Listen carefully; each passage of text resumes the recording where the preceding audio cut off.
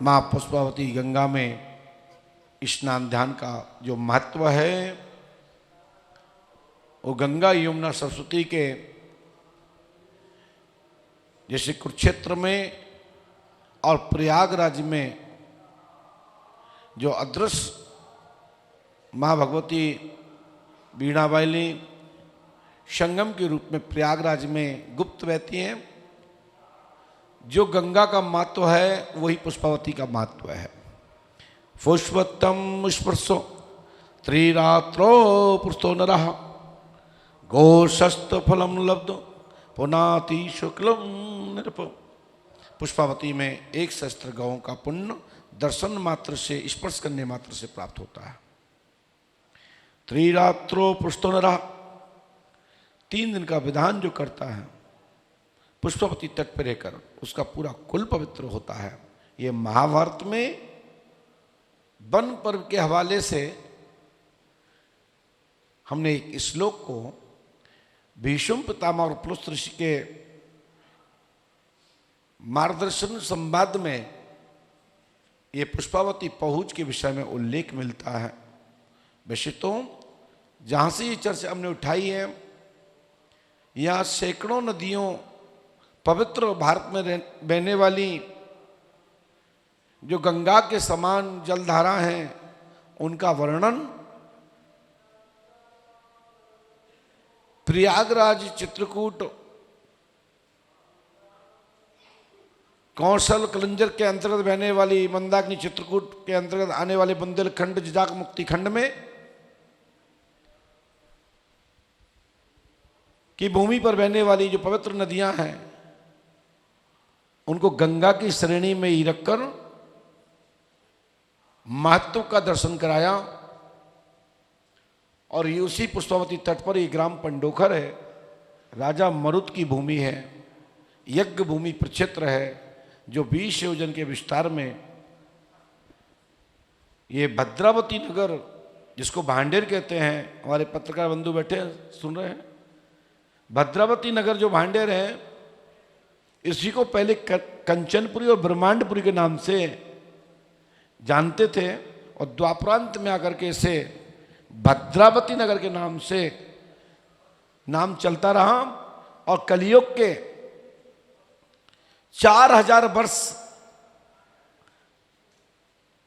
जो अभी 5500 वर्ष के समय अंतर्गत चल रहा है कलियुग का, उसमें 4000 वर्ष बीतने पूर्व तक इसका नाम भद्रावती रहा है।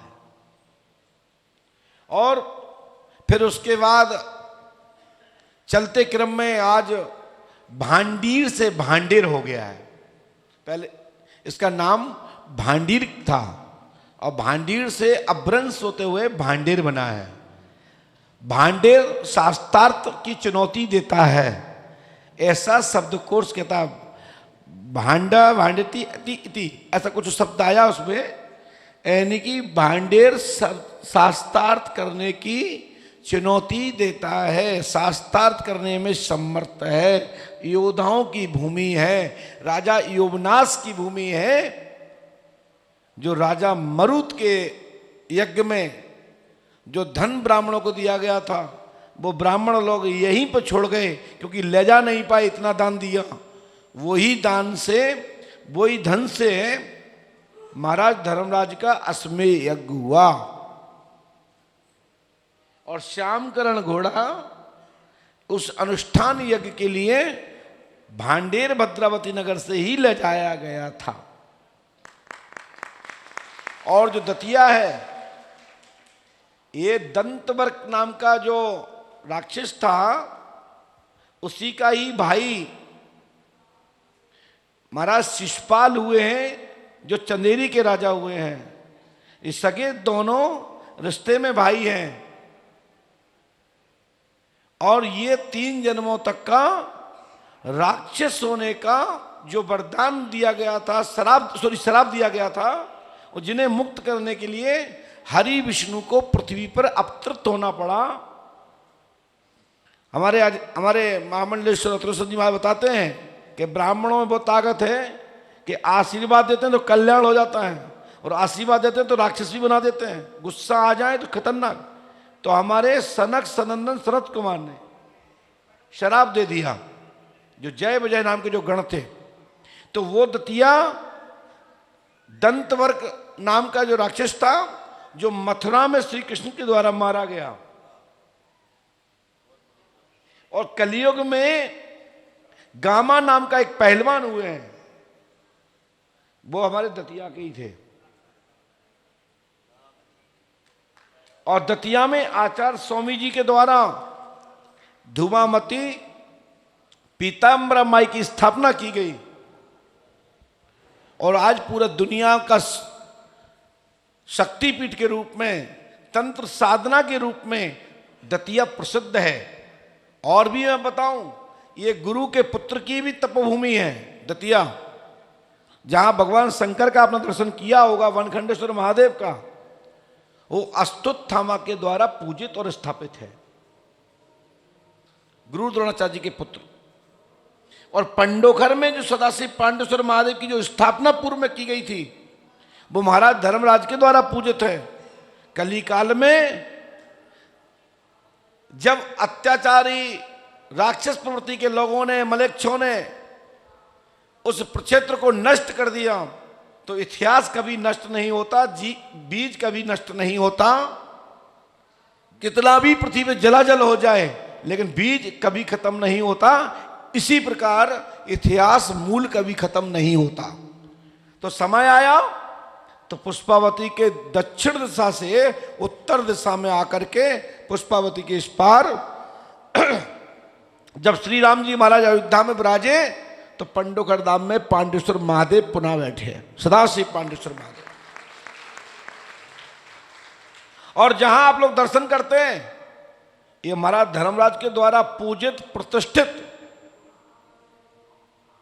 चूने और लाख की मूर्ति से निर्मित हनुमान जी सरकार हैं, जो महाराज धर्मराज के द्वारा धर्म की मूर्ति के रूप में संतों के संत शिरोमणि श्री हनुमंतलाल जी महाराज को स्थान दिया।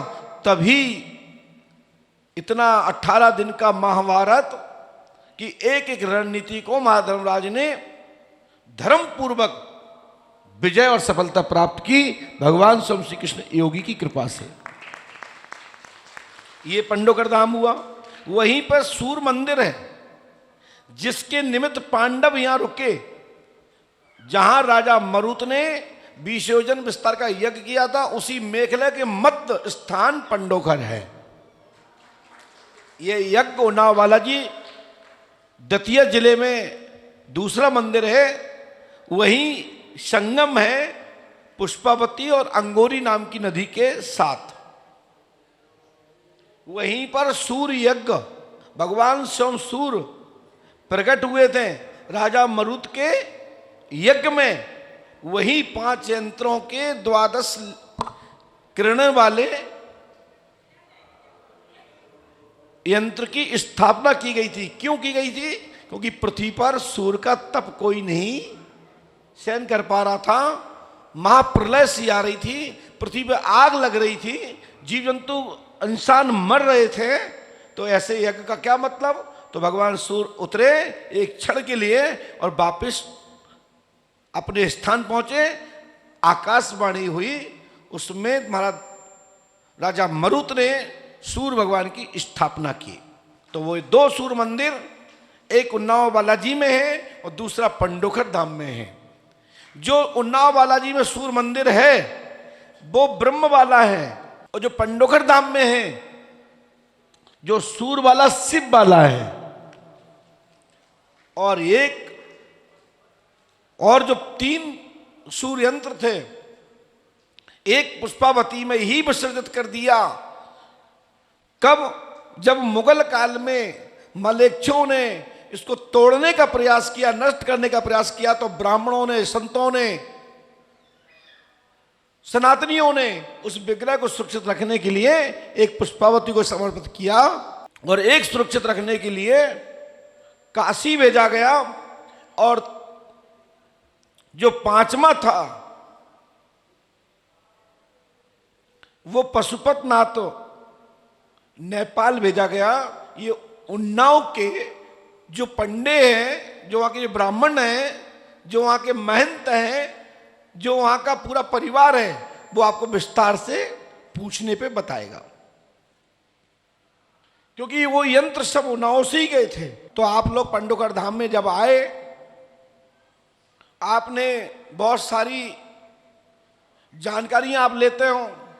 ये कोई झाड़ने और फूंकने का व्यवस्था नहीं है कि झोंका फेरा और हवा फूंक मारी और भभूति धूरा उड़ा दी। ये आपकी बाधा हरण करने का केंद्र है। यहां पर इतनी शक्ति, एनर्जिस पावर है कि यहां आपके आते ही नेगेटिविटी खत्म हो जाती है।